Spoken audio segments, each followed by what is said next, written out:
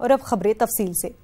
मरकजी वजीर अनंत कुमार का आज इंतकाल हो गया। 59 साल की उम्र में अनंत कुमार ने देर रात बेंगलुरु में आखिरी सांस ली। अनंत कुमार कई दिनों से वेंटिलेटर पर थे। वो साल 1996 से जुनूबी बेंगलुरु के लोकसभा की नुमाइंदगी करते आ रहे थे।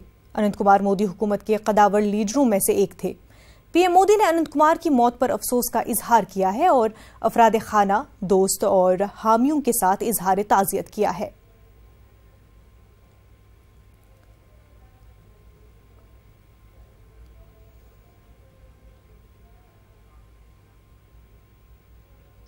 गाजियाबाद के कब्रिस्तान में नवमौलूद बच्ची की लाश को दफनाने पर तनाजा हो गया है। हालात को देखते हुए कब्रिस्तान में पुलिस एहलकारों को तैनात किया गया है। यह मामला विजयनगर इलाके का है, जहां गुज़िश्ता रात कुछ लोग बच्ची की लाश को दफनाने के लिए पहुंचे थे, लेकिन कुछ शरपसंदों ने बच्ची की लाश को दफनाने से मना कर दिया।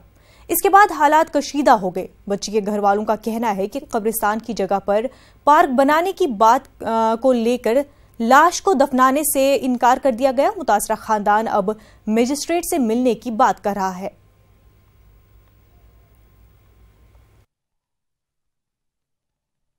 कब्रिस्तान तो हमारे 50 सालों से हमारे दादा परदादा इसी में दफन होते हुए आए हैं।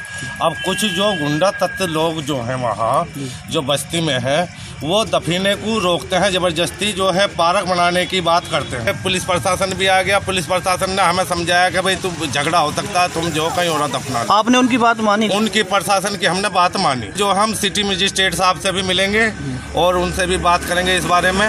मामला है जी, हमारा 50 साल पुराना कब्रिस्तान है। वहाँ पे एक बेटी का सुबह जन्म हुआ था, उसका शाम 4 बजे इंतकाल हो गया था।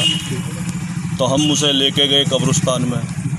उसे बेटी को वहाँ के लोगों ने, कुछ शरारती लोग हैं, उन्होंने दफनाने नहीं दिया। स्थानीय निवासी ने वहाँ के जो स्थानीय निवासी हैं उन्होंने दफनाने नहीं दिया। पुलिस प्रशासन आया था, उन्होंने कहा जी तुम दूसरी जगह ले जाओ। हमने उनकी बात मानी और हम जो रेलवे कॉलोनी में लेके आए हैं।